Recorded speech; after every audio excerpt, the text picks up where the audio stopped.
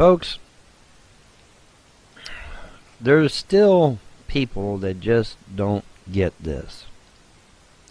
They don't understand, or they don't want to understand. They don't want to accept the fact that if mammals can evolve into bipedal hominids, so can reptiles. But they don't want to believe that. They want to keep ignoring that fact. They want to keep ignoring the fact that evolution, if it's legitimate, if it's real, would have to support the evolution of reptiles as well as mammals. Now, the interesting thing about it is that most of the dinosaurs, supposed, that we have on file, already walk on two legs. They already walk on two legs. So how big of a leap then is it for them to become a bipedal hominid? Not very much. Not very much at all. But whenever you confront someone, unless they've already been delving into this and have uncovered actual archaeological evidence, doesn't matter how big of a scientist they are, they'll flat deny it. They don't, for whatever reason, want to accept the fact that if mammals can evolve, reptiles can too. And thus, their theory of evolution just falls flat on its face, in my opinion. Because you can't have one without the other. If mammals can evolve into bipedal hominids, then reptiles should be able to as well. But irregardless of even that point, there is overwhelming archaeological evidence, there's overwhelming ancient text, there's overwhelming even eyewitness accounts that have seen them today, as recently as just a few years ago. But, for me, it's a no-brainer. But, there is still people that like to get a chuckle at my expense concerning the reptilians and who they are and where they're from and etc., etc.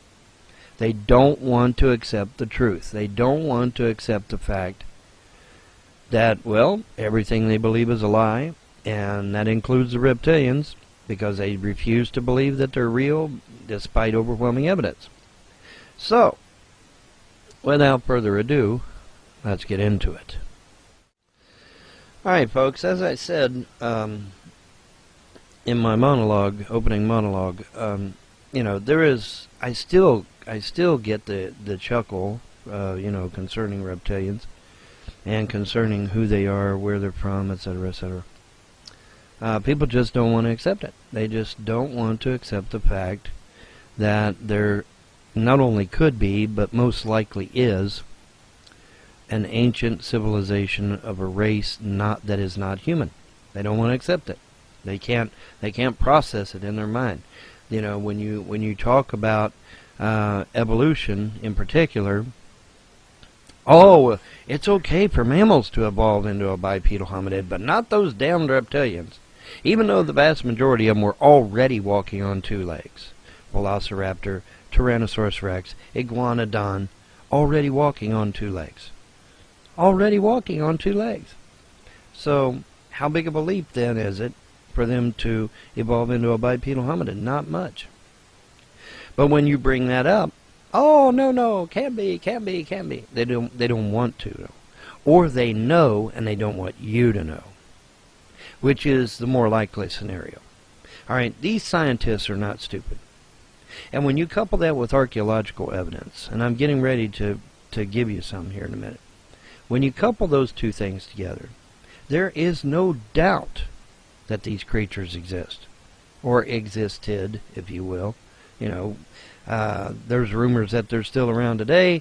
Hey, maybe they are, maybe they ain't. That's a matter of debate. That's a matter of genuine, legitimate debate. But to question that they're not here or they were not here falls flat on its face with the evidence. And like I said, you have to be an archaeologist, cryptozoologist, in order to entertain the idea, because most scientists don't want to touch it.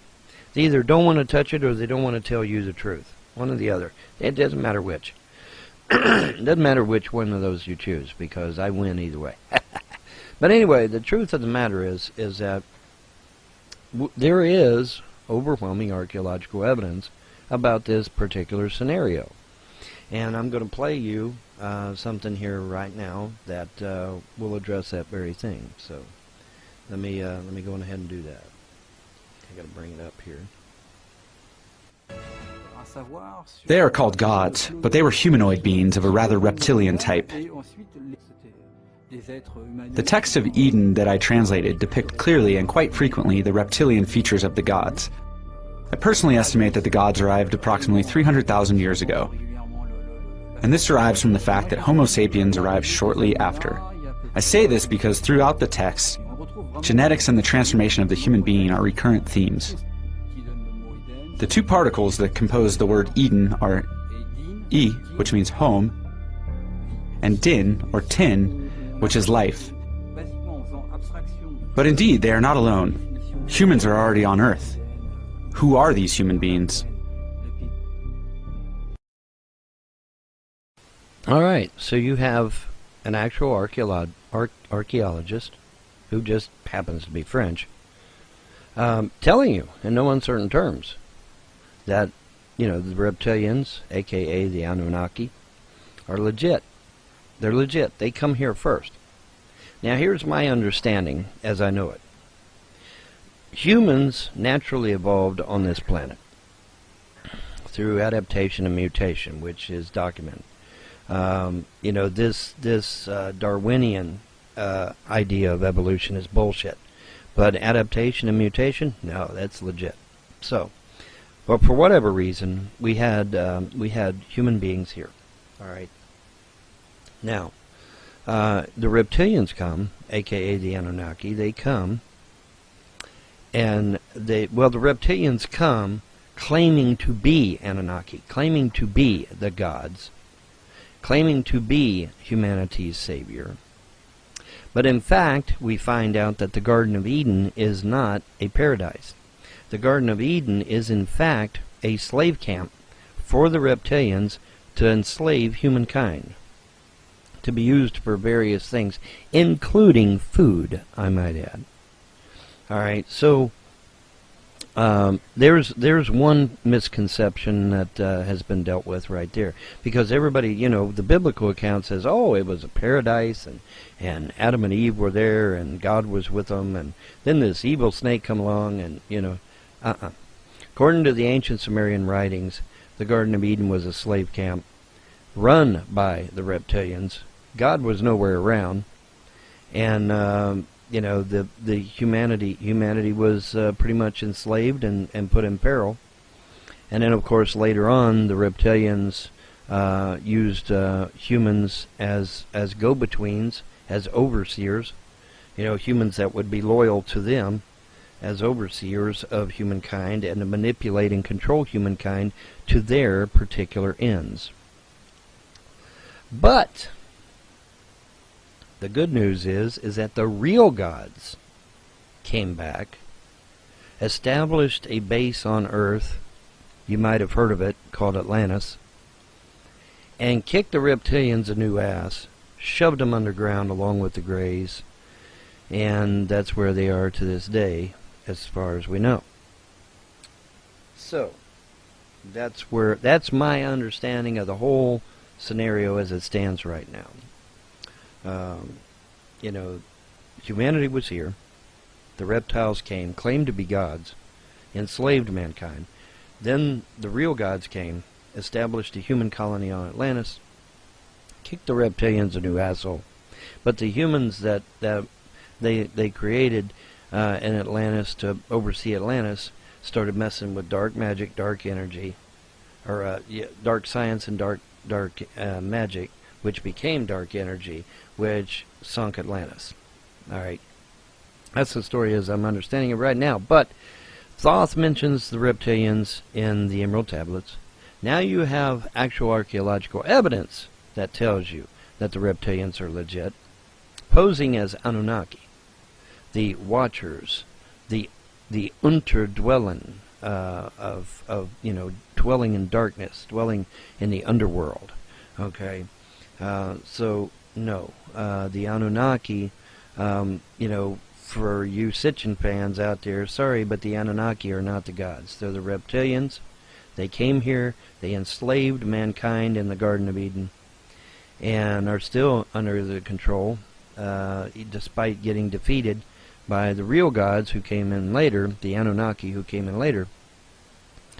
And, but they still have a major control because their meat puppets, the 13 elite families, are still in control of the earth.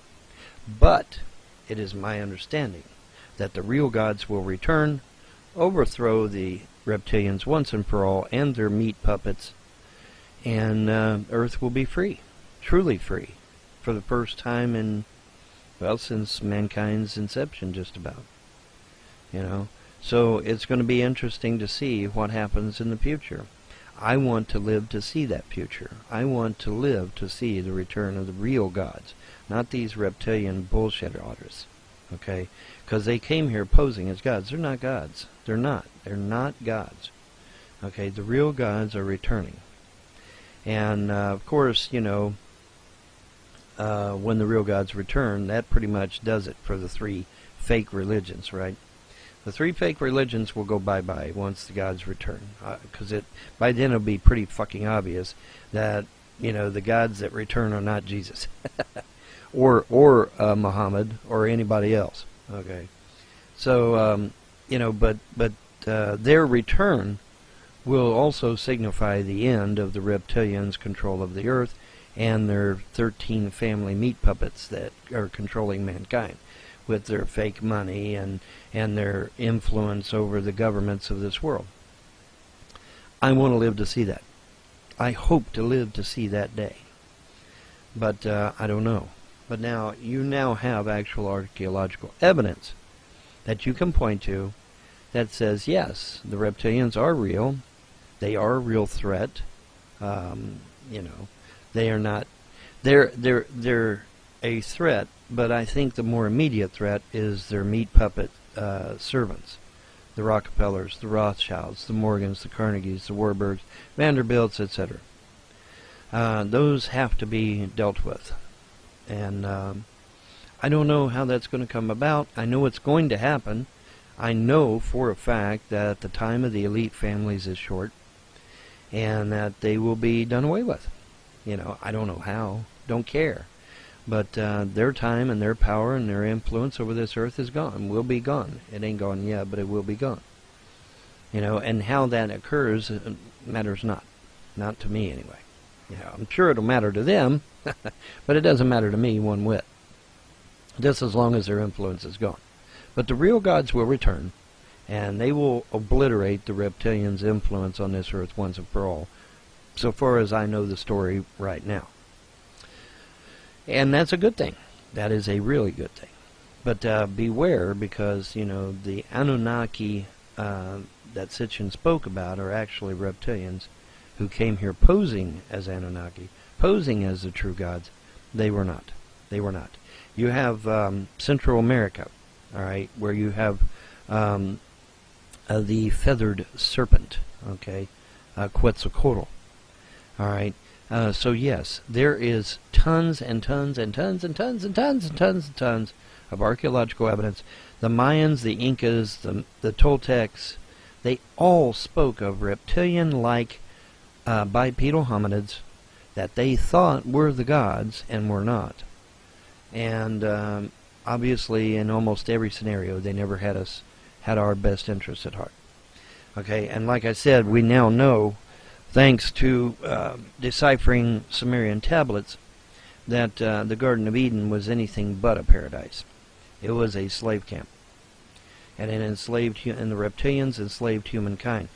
And it was liberated, as far as I can tell, by the people of Atlantis, who the gods made into demigods and gave them the ability to do so. At least that's what Thoth says, and that's what other writings suggest. That's what Sumerian writings even suggest in some cases. Okay, so there's where we stand with the reptilians.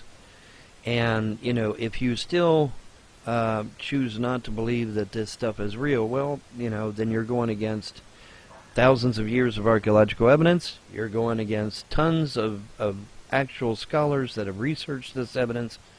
If you're laughing about it just because I say so, well then you're an idiot. I'm sorry, but you are. Okay, because there is overwhelming evidence, both archaeological and scientific, that would suggest that if mammalians can evolve into bipedal hominids, so can reptilians.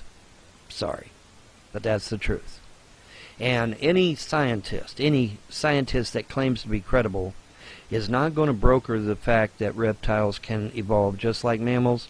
He's not a scientist, and he doesn't believe in evolution. Plain and simple. And that's going to do it for me.